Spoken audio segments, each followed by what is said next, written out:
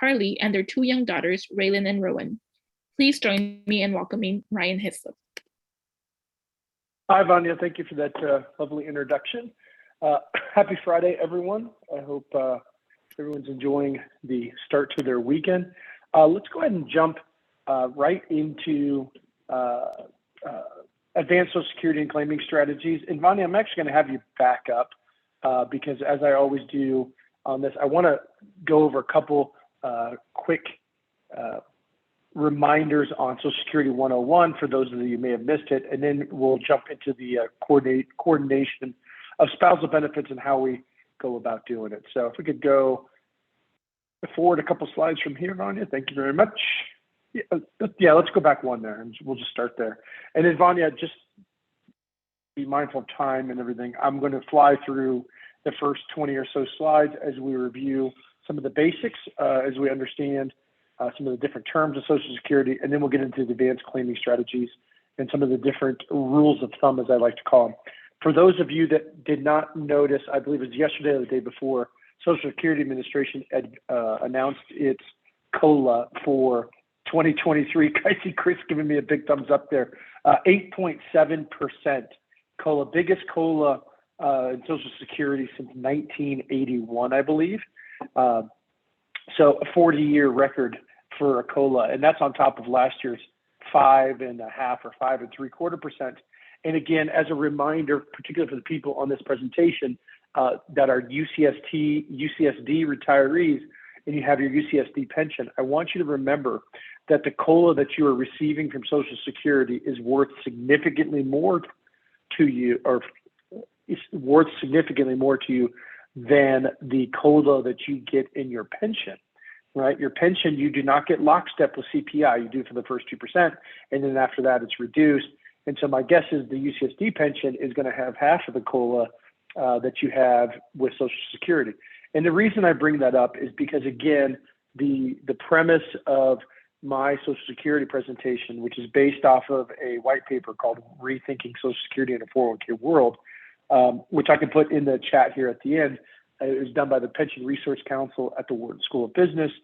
And the premise of that presentation, or white paper, I should say, and the Research Council, was that the value of Social Security and Social Security claiming is commonly misunderstood, not just by beneficiaries such as yourselves, but also industry professionals. I do this lecture a lot to CPAs, state attorneys, and including other financial advisors and wealth managers.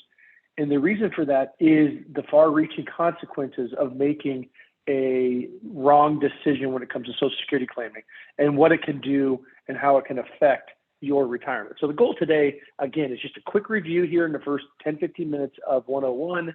So we'll get all the terms down and then we'll jump into the claiming strategies. And then at the very end of the presentation, I'm going to, Vanya, hopefully you received the email that you can put up or attach them in the chat. We do have two separate questionnaires, a couples questionnaire and an individual questionnaire for if you're either widowed or single. And as part of the Retirement Resource Center and what we do for Suzanne and the Maritime and Retirement Association, UCSD, is a complimentary Social Security analysis if you so desire, and that's the questionnaire that we need filled out. So I'll walk through that at the end just real quick, just so you know what some of the things that we need and why we need them. So anyhow, let's get started here with just going through 101 stuff. Just remember, you have a lot of claiming options, a lot of consequences on those claiming options. Got to think about claiming from the standpoint of both spouses. System is certainly not bankrupt, nor a Ponzi scheme, right? As long as people like myself and my wife and all my team members here at Sierra Pacific are continuing to work, we're paying into FICA taxes. Those taxes are immediately reversed and paid out as benefits to you as a beneficiary of Social Security if you are claiming Social Security. So let's go forward a slide. So again, the two things that we're going to concentrate on the most today are the bottom two: how can I maximize my benefit? And then real simply, will Social Security be enough to live on a retirement? Well, 1/3 of retirees, their only form of income in retirement is Social Security, unfortunately. The average retiree in the United States, about 30 to 35% of their retirement income comes from Social Security. So when I read that statistic, 12, 13, 14 years ago when I was beginning in the industry, it became clear to me very early on that if you have somebody that's retiring, let's say with a pension, Social Security, and $1 million or $2 million, whatever happens to be in their 403B, 457, maybe less, maybe more, Social Security plays a huge role in how they retire and what they are retiring with, simply because your Social Security benefits, if you retire at, let's say, 65 and you claim at 70 and you live to be 90, as you'll see here in a second, those benefits can be worth, well over $1 million. So it adds another piece to the pie, the retirement pie, that I think is super important to understand how to maximize, and again, the value of it. I'm jumping ahead here a little bit. We can go to the next slide, Vanya, or the next slide here. Will Social Security be there for me? So let's talk about the trust fund first, and I'll jump into that. So here's a trust fund as of the 12/31/19, $2.897 trillion. You can see in 2020, even though we were going through a pandemic and a recession, the trust fund actually increased in assets, $2.9 trillion at the end of 2020. My guess is the first year of doing this presentation, I've been doing this since 2010, so 12 years of just this presentation. 2022 will probably be the first year the trust fund, the total income to the trust fund is below total expenditures, so the net will be a decrease in assets. And that's just simply because we are either in recession or going into recession right now. And we're probably going to see a significant rise in unemployment, and we are hitting basically the meat, if you want to call it, of the baby boomers reaching Social Security age and retirement. Next slide. This is put up by the trustees report, the Social Security trustees report. Every year, they basically have said 2034. If there's nothing done to benefits, then benefits would fall from 100% of what you get now to roughly 79, 80%, and in 2092 it'd be 74%. Again, this is just showing that as baby boomers move through retirement, the issue becomes that there are more people taken out of the system than putting into it, and the trust fund gets exhausted. And so there's several different proposals. Next slide. Just reform proposals here, increasing the maximum earnings subject to Social Security. That's already happened. It happens every year. The proposals out there that are probably going to gain more traction is that we do something similar to Social Security tax that we do with Medicare, which is make all earnings subject to Social Security tax. The only issue with that is your Medicare tax is 2.45% matched by your employer, whereas your Social Security wage tax is 6.2%. So it's significantly higher. My guess is they will just raise this significant so that it captures more people up to maybe say 200,000. Again, this is stuff that will probably be dealt with in Congress in the next 5 to 10 years. Raising a normal retirement age has already happened as well. For example, I was born in 1976, and mine's 67. Many of you will be 66 or somewhere in between. Lower benefits for future retirees. This is the one I really don't see happening. Baby boomers as a populace tend to vote. More of you vote than the millennials, even though they're a bigger generation. And so if you wanted to commit political suicide, I think lowering benefits for future retirees or people already in retirement is probably not very palatable on the political side. And in reducing the cost of living adjustments, again, hard for me to see this happening either. They may change what the cost of living adjustment is based on. Right now, it's CPIW, which is Consumer Price Index for working individuals, which really doesn't make sense for retirees. You really need the costs to be associated with what the retirement costs are, meaning a higher allocation in the CPI index to things such as health benefits, right, versus maybe energy, which you get in the CPIW. Next slide. Bottom line, benefits not likely to be affected until you start getting to my generation, Generation X, and then particularly the millennials and what's behind me. Probably going to see significant changes to Social Security, but again, that's pretty far down the road. Next slide. Next slide, Vanya. This is one of the things I think people miss more often than not in Social Security is that it is an inflation-protected source of income. You pay premium paychecks, so be smart about how you collect it. Next slide, please. So again, if your monthly benefit is $2,000 a day, which is actually a pretty low benefit today, maximum benefits at age 70 today are well over $4,000 a month. but you can see there, just in 20 years, you get 659,000 in total benefits. If you live, 30 more years in retirement, you could be looking at 1.12 million, and that's if you're claiming probably at full retirement age. And that, if you see at the bottom there, assumes a 2.6% annual cost of living adjustment. As I said at the beginning, we're looking at 8.7% this year. So that's a big difference. Next slide. We'll go ahead and skip this one because I'll address this later. Next slide. Just the two things that determine your benefits, your top 35 years of earnings. Okay, so if you haven't worked for 35 years, contributed to Social Security for 35 years, and you want to increase your Social Security benefit, one of the ways to do it is through continuing to work. I know nobody ever wants to hear that. So what's the easiest one? It's the age at which you apply for benefits, right? And that's what I'm going to focus on today. Next slide. How they're calculated, really not that important. Social Security is going to do the calculation for you. You just want to make sure that there's no missing work years in your work history. Next slide. Next slide. One thing I will note when it comes to benefits, when you're not claiming benefits, so obviously I'm not claiming benefits. I'm 45, about to be 46. I got a ways to go. But every year, my Social Security benefit does get the COLA, just like those people that are claiming their benefits. I get the 8.7% increase in my future benefit, just like the rest of you do as well. When you get those Social Security statements and they have the three different numbers on them, 62, whatever your full retirement age number is, and 70, you have to understand none of those numbers include COLAs. It's a snapshot of today.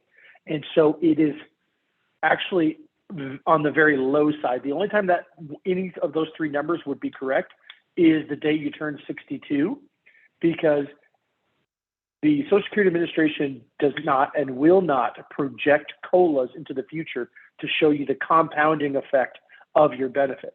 On the other hand, our program, we can do that for you, right? And we can adjust that COLA, however you want to adjust it, which really shows you the difference of a later claiming strategy and the value of it. Next slide. Remember that if you claim early, there's something called the actuarial reduction before full retirement age. It's up to 25%. If your full retirement age is 66, higher if your full retirement age is beyond that. And then past 66, because I'm going to go through a bunch of these slides, are what are called, or past your full retirement age, not necessarily 66. Could be 66, could be 66 and 6 months, could be 67. But every year that you delay benefits, you get an 8% increase in your benefit. That's called a delayed retirement credit, DRC, and the cost of living adjustment. So people that are delaying claiming Social Security right now, let's say I'm 69 and I'm delaying one more year, all right, for my Social Security, I'm getting 8% plus 8.7% for a total of 16.7% by delaying, Chris, delaying one more year. And I want you to think about that real quick. 16.7%. Raise your hand if your accounts in your 403b 457 are up 16.7% this year, right? No, highly unlikely. It's probably the other way, right? At least. And so again, I want you to think about Social Security as guaranteed income backed by the full faith and credit of the United States government, meaning the U.S. Treasury.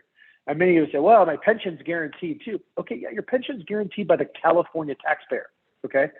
If anybody's noticed, California is losing people, right? They lost people due to, for whatever reason. But, I think California is losing one of their representatives, right? Or one of the districts, something like that. So, at the end of the day, a state pension system, whether it's and I'm not saying you're in danger or anything like that. That's not the argument I'm trying to make. I'm saying I would rather have a pension that's backed by 330 million residents versus 40 million residents that is shrinking, right? We have 330 million that is growing, that is backing your Social Security benefits, right? So it's everybody across the United States that works. Whereas in California, you have, 40, 42 million, whatever the population is, that, it's showing signs of decline because of all the people leaving. And that's what backs your state pension. So again, I would rather maximize a pension that is backed by the full faith and credit of the United States government. Also, and this is a super important concept of Social Security. If you are a California resident, how is your pension taxed? Taxed at ordinary income at the federal level. It's taxed at ordinary income, right, at the state level. Your pension is from UCSD. Social Security at the federal level is taxed at 85 cents on the dollar at your ordinary income rate. 15 cents is never taxed. And that's if you're in the maximum tax bracket. California does not tax Social Security benefits. So there is zero state income tax on California Social Security benefits or a California resident Social Security benefits. That in and of itself, living in the most highly progressively taxed state in the union, right, is a huge benefit.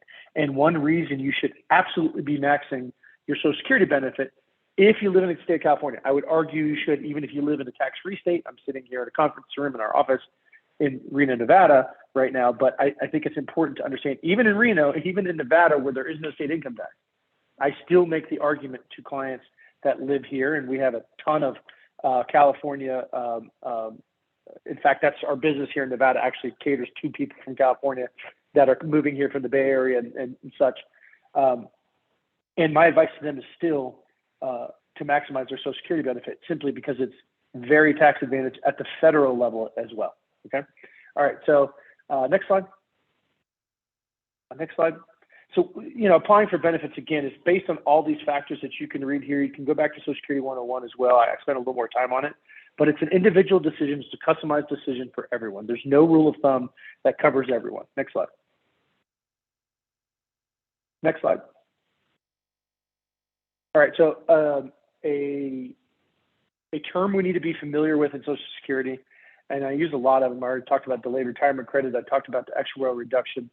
This is full retirement age. This is something you must know for yourself, right? Full retirement age, year of birth. You need to know what year it is and what your age is for full retirement. This is also called your primary insurance amount. Your primary insurance amount is the amount of Social Security that you are entitled to at your full retirement age. Next slide.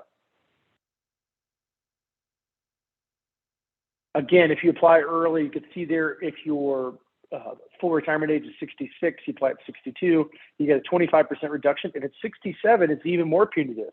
It's a 30% reduction because of the later retirement age. Next slide. And as I stated earlier,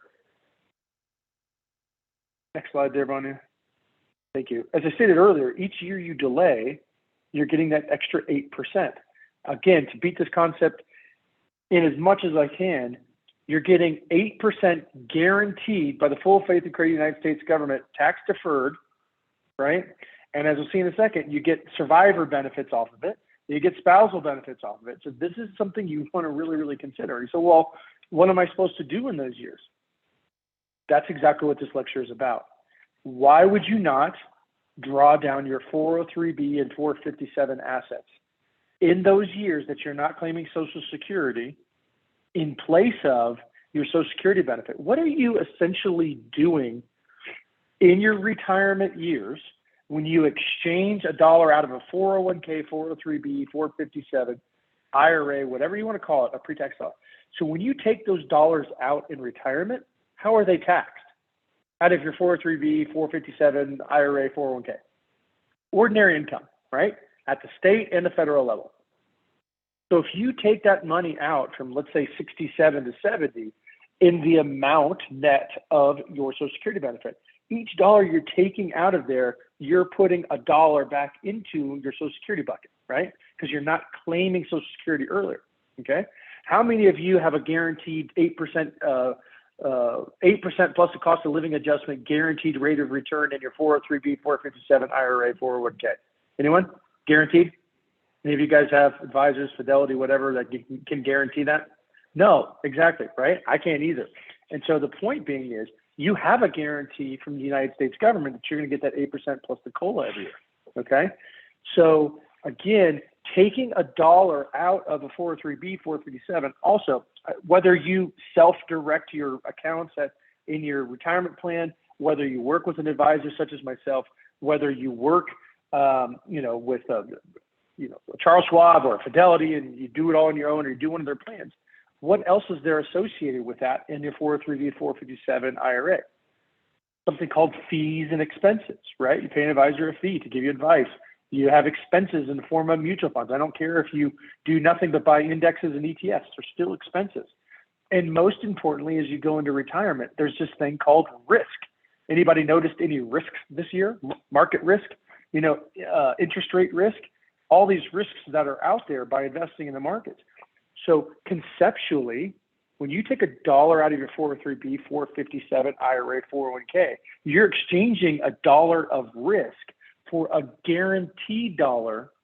Again, so a dollar of risk for a guaranteed dollar, and most importantly, okay, fees and expenses, all that stuff associated, 401k, 403B, 457. What expense ratio or fee does Social Security Administration charge you to electronically deposit that check in your bank account every month? Zero. Nada, right? So you are reducing your fees and expenses in retirement, right? You are removing risk from your portfolio, and you're getting this lovely guaranteed 8% plus cost of living adjustment for each year you delay. Sounds like a pretty good deal to me. So again, I want to emphasize the point. Oh, and the final concept is you're making your retirement more tax efficient by taking down or drawing down dollars from retirement accounts while you're delaying Social Security, so that the longer part of your retirement, you are much more tax efficient by having larger amount coming from Social Security than coming out of your, plus you're also reducing your future required minimum distributions, okay? Which you have no control over. Once you turn 72, the United States government says you have deferred taxes on your retirement accounts long enough. It's time to start paying Uncle Sam back. And so they require that you take money out on a yearly basis based on a value of December 31st of the prior year multiplied by the IRS life expectancy table, right? So just something to think about as you go through. I see I got something in the chat here. I think this is from Chris. Instead of drawing down money from Social Security to take it to 403, would it be prudent to take from 403B and transfer to a 407 account, giving you check with your tax advisor? Well, you got to remember so going from 403B, 457, I don't even know if it's allowed, to be honest with you, but I would not, it doesn't, either one, you still have to pay ordinary income tax when you withdraw. So I just don't see that being something that I would recommend. Next slide. It's SSA.gov, just real easy to go get your estimation there on Social Security benefits. Next slide. Next slide. We kind of covered all this. Next slide. All right, maximization of benefits. Again, you can go back and review your statements, go on the website, make sure that you don't have any missing years. That's probably the most important thing. Next slide.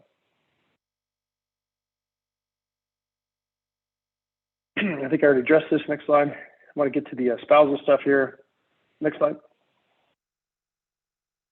We did talk about the taxation of benefits, so we can go through this. Keep going.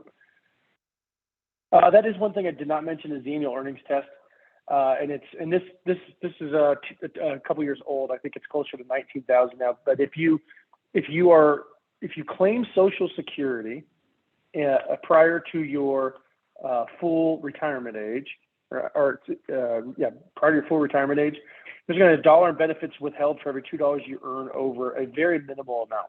So anybody that claims Social Security before their full retirement age, if you have any income, and by the way, it has to be W-2 or 1099 income, passive income like your pension or dividends or capital gains, that does not count, okay? It's got to be earned income, meaning W-2 or 1099 income from a business. Next slide. I discussed the taxation of benefits. You'll see that I use the married filing jointly, and provisional income really doesn't matter, just adjusted gross income plus 1/2 your Social Security benefit plus tax exempt interest. But these were not indexed for inflation back in 1982, 83, probably purposely. And so that's why I said 85 cents on the dollar. But again, 15 cents is not taxed at the federal level at all, it's zero. And that doesn't mean you pay an 85% tax rate. It means 85 cents on the dollar is taxed at your ordinary income rate. Next slide. Next slide. Another thing you think about is, Medicare, right? Medicare checks come out of your Social Security check. If you have not seen my Medicare presentation I did on Monday, I would encourage you to go particularly to one part. It's called the IRMA, Income Related Monthly Adjustment. That is something that could significantly raise your Medicare premium based on a previous year sale of a home or a large capital gain that you were not aware of. Or if you move a lot of stuff in your accounts that's not in a tax deferred account, that could cause capital gains as well. I see that a lot with people that are day traders. They end up causing themselves more pain through higher Medicare taxes. Next slide. Next slide. We'll go over this stuff in a second. Next slide. All right, so here is one rule of thumb when it comes to claiming strategies that I want to be very clear on. For couples, for those of you that are married and both eligible for Social Security benefits, you should always maximize the higher earner's benefit to protect the surviving spouse. Meaning, and again, there's always exceptions, okay? This is pretty much a rule of thumb, but there's always exceptions. If you don't have any other source of income in retirement, obviously you have to claim Social Security. But if you do have other sources of income, I highly, highly encourage you to have the higher earning spouse, whoever has the higher Social Security benefit, right, to wait until 70. And that's because of how survivor benefits works. Next slide. So what is the spousal benefit? Well, it's half of the primary worker's primary insurance amount, which remember is just simply the amount of Social Security you're entitled to at your full retirement age. So let's do an example. John's PIA is $2,000, Jane's is $800. If Jane applies at FRA, her benefit will be $1,000. So it's $200 higher than hers. But that's only if she applies at full retirement age. If she applies before that, she'll be subject to what's called the actuarial reduction. Now, she also, there's no point in waiting until after because she will not get the delayed retirement credits. Next slide. So spousal benefits, primary worker must have filed for benefits. Spouse must be at least 62 for the reduced benefit or FRA for full benefit. And there are no, like I just said, no delayed retirement credits on spousal benefits after full retirement age. Next slide. But so coordinating spousal benefits, right? So when the lower earning spouse, and again, these are the strategies here, right? I mean, they're not necessarily hard strategies, meaning you have to do this. These are just ways to maximize Social Security benefits with couples. And I want to be clear, every single one of you has an individual situation that's different. So what may work for you may not work for your next door neighbor, right? Or your friends or colleagues at work. Where the lower earning spouse primary insurance amount is more than 50% of the higher earning spouse, they both delay to 70. That way they're both maximizing their benefit, okay? One spouse takes advantage of spousal benefits as allowed. We can almost remove that at this point because people that were grandfathered into filing suspend and filing restricted applications, that is pretty much ended at this point. Maximize lifetime benefits over average or longer life expectancies. If you have a history of, family history of everyone passing away in their 70s, this may be not the way you'd want to go. But again, if the lower earning spouse, meaning you have two people that had pretty much commiserate work experiences or work income. Next slide.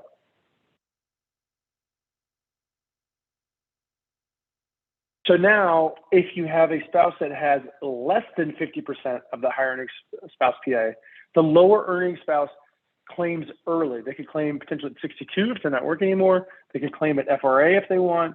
And then the higher spouse, as we said, a rule of thumb, would wait till 70 to claim. This generates income sooner in retirement while maximizing the higher earning spouse so that the higher earning spouse then provides a much higher survivor benefit.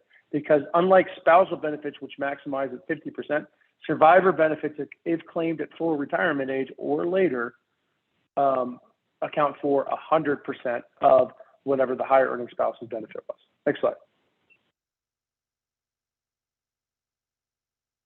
So these are the strategies that we, or the analysis that we put together. You can see it comes up with several different scenarios. It goes through the cash flows and what you can expect. Again, I think the biggest and most important part of your Social Security analysis is understanding what the COLA does to your future benefits.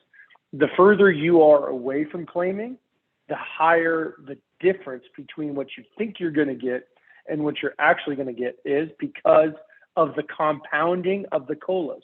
We also have the ability, the COLAs averaged until this year, 2.8, 2.9%, since 1983. If we throw in the 8.7 that we got this year, we're getting close to 3%. And so you need to understand that it is really, really important for us to run some different COLA analysis for you so you could see the difference and how that affects your future benefits. Next slide. Next slide. So I'm going to go briefly over widowed and divorce benefits. Divorce are just pretty similar to spousal. Widowed benefits are very complicated and very difficult. In these presentations, I may, when we have a larger crowd, 50, 60 people, I may have, one that is widowed, and I always tell them to contact me directly so I could just tell them what I would recommend they do because it's very complex. But I will go through it briefly here for you. Next slide. So survivor benefits is based off two key factors: the age at which the deceased spouse originally claimed their benefit, which is called the original benefit, and then if he or she claimed before full retirement age, survivor benefit be limited. So the higher deceased spouse's benefit, or 82.5% of his primary insurance amount. Very complicated how that works. Again, if you are a survivor and your spouse or ex-spouse passed away, please reach out to me and I'll walk you through this. The claimed after FRA, the survivor benefit does include delayed retirement credits, meaning the maximum benefit. Next slide. And then it also depends on, all you need to know from this is it depends on when you claim your survivor benefit. Next slide. Again, I don't want to go too much into survivor benefits because they're very difficult. The bottom line is you could have a situation, if you are a survivor, where you claim your own benefit at 62, switch to the survivor benefit at 66, or you could be a survivor and claim your benefit at 60 and switch to your own benefit at 70. So it's just very, very different in the survivor benefit world, and it all depends on the amounts of each and when they were claimed. Next slide. Next slide. If I go through them in detail, I promise you I'm just going to confuse all of you. I used to spend almost 30 minutes on those 3 slides, and I realized that I was doing that for 1 out of 60 people, and that's why I now do it just on an individual basis.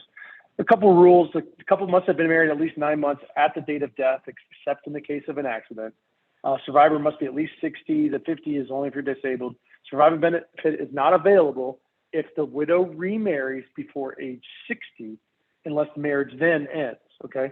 The divorce spouse survivor benefit available if the marriage lasted 10 years. 10 years is that big mark. My wife always jokes because she watches me do these Social Security presentations all the time, and we just had our 9-year anniversary. And so she says, well, I at least got to make it to 10 because I know all from listening to you do the Social Security thing that's the important number for me. Thanks, hon. Next slide.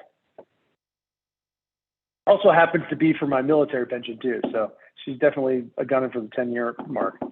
Now, divorce spouse benefits. It's the same as a spousal benefit as long as the marriage lasted 10 years or more. The person receiving the divorce spouse is currently unmarried and the ex-spouse is at least age 62. If the divorce more than 2 years ago, the ex-spouse does not need to have filed for benefits, okay? So a couple things. If you are a divorcee and you're not remarried, then you are eligible for ex-spouse benefits.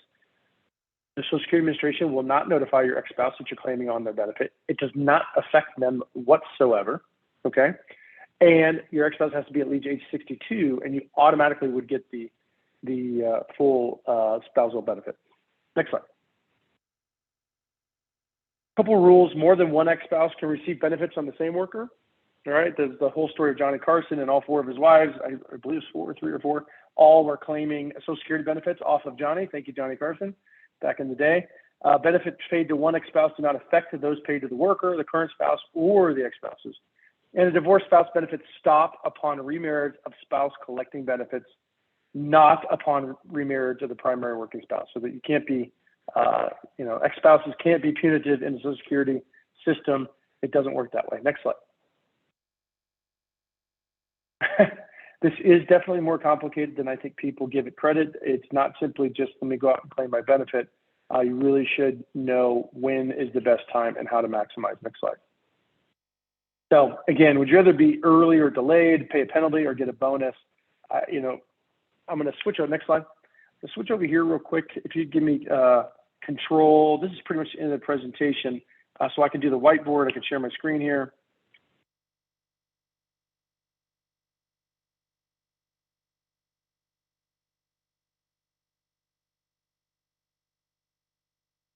Vanya, do I have the ability here to share my screen? Okay, here we go. Yeah, I do. All right. So here we are. And again, this is going to be the little final piece here. I want you to think about your retirement like this, okay? And you got your pension over here from UCSD. I'm just going to put IRA, assuming you like roll your 403B, 457, 401k, whatever you happen into an IRA. Okay. I'm going to put here like a trust account because maybe you have a brokerage account or you have some investments outside of retirement accounts. Okay. And then I'm going to put Social Security over here. Okay. And so all these come together, right? And I like to call this is a really bad mailbox, but I like to call this mailbox money, right? This is how retirement works. You're putting all these assets or all these buckets or sources of income together in retirement to formulate a retirement strategy, right? And you want to take all these different sources and be as you live in California, so you want to be as efficient as possible in retirement, okay? So what am I advocating? Well, let's say you retire at age 65, okay? Well, you're going to turn your pension on because no reason in delaying the pension. So you're getting this pension, and of course, like we talked about, you pay ordinary income taxes at the federal and the state income level, right?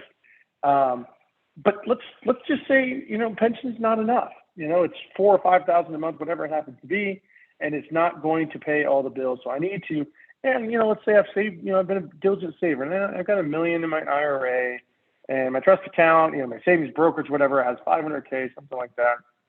Okay, and then I have Social Security benefit, and then I'm 65. Well, do I begin claiming my Social Security? Well, I would argue that you don't claim your Social Security, that you take it from here. And let's say your Social Security benefit is, $3,000 a month. Okay, fine. You got $1 million in your IRA. You're gonna have to pay tax at ordinary income on this. Okay, but you're 65. Remember, Social Security does not pay to wait one day past age 70. But for the 5-year gap between 65 to 70, I would take money out of my IRA and deplete some of that IRA, right, at the tune of maybe, let's call it 40,000 to net 30,000 or 36 or 45. Let's just say we're taking 50,000 a year out of here for 5 years. That's 250K, right? Hopefully you get some growth in that. So the net out of your IRA is 200. But then you take your Social Security benefit, instead of getting 3,000 a month, now with COLS and all that stuff, you're getting something like 4.5K a month. Okay. And remember, now you're 70, you open up the spigot and you're not paying ordinary income tax. Like I said, it's 0.85 on the dollar. It's not supposed to be an 8, that's supposed to be a 5. And at the state level, it's 0. So this particular source of income right here is worth way more than this ordinary income on this side. And so what I advocate for in this lecture and when I give this presentation to CPAs, attorneys, is I tell them, encourage your clients to draw down this, right, and wait on this, because this is guaranteed by the full faith and credit of the United States government. It's tax advantage. It has 100% survivor benefit for the surviving spouse. It's not taxed in the state of California, right? So it's tax advantage. And it doesn't contain the fees and expenses that are associated over here or the risk of markets. Well, let's do the market we're in right now, right? It doesn't experience that, right? There's no bear market in Social Security, okay? It can only go up or stay even. It never goes down. There's not a negative COLA in Social Security, okay? Now, there are years when the COLA has been 0. I'm thinking back 09, I think maybe 10 as well, 2020, and those were results of, deep recessions. And we may have well, it's hard to think that we'd have a 0 COLA with the amount of inflation we have right now, but this has now become extremely messy. So I will, if I can erase this here, clear. All right. So again, this is what I like to describe as de-risking and de-feeing your retirement by exchanging an IRA dollar for a 401k dollar. If you could, let's see, I'll give you control back here, share screen. I always tell myself I'm gonna learn how to do this better, but there we go. All right, so if you wanna go back to the slides there, Vanya, and you could just go to the end where my email and everything is. And Vanya, did you get that email that I sent to you with a Social Security questionnaire, so I could just put that up real quick? Yes, I can do that right. Let's see. Thank you. I just put up the Yeah. So this is really simple. This is just a Social Security questionnaire that we use, okay? And I want to go through a couple of things here that I think people get wrong. So client name, that's pretty easy. Date of birth. You could probably enlarge it because it's kind of hard to read. At least for me, it is there. There you go. You see the primary insurance amount? I've had people put in there 500,000, a million, 2 million, and what are they giving me? They're giving me their death benefit on their life insurance policies. That primary insurance amount, remember, that amount is the amount of your Social Security at your full retirement age, right? And we use that to determine future benefits. Life expectancy, I get it. No one knows exactly when they're going to pass away, right? But, you can give me a number there that works for you. The rest of it, annual income from work. And if you go down to the bottom here, you can see here I have AGI and last tax return. And then I have this current work investments, all this other stuff, retirement accounts. And that's because, again, some people just haven't saved enough. They need to start Social Security. So to make a fiduciary recommendation, you need to have a working knowledge of, I don't need your statements or anything, but I have a working knowledge of what other assets there are so that you can give a proper recommendation within Social Security, whether delaying is the right answer or not. So anyhow, with that being said, that's my email at the bottom. Otherwise, if you have any questions, anything you can think of from this presentation, you can always go back on the YouTube channel and look at Social Security 101 if you want a little bit slower and more detailed on all the different terms. And then again, if you want to look at the Medicare presentation from Monday, I would encourage you to at least look at what the IRMA is. So in the chat here, it looks like just have Vanya. Vanya, thank you so much for running the slides today. I appreciate it. If no one else has a question, thank you. If no one else has a question, I want to wish everyone a wonderful weekend, a happy Friday, and have a wonderful, blessed weekend. Take care, everyone.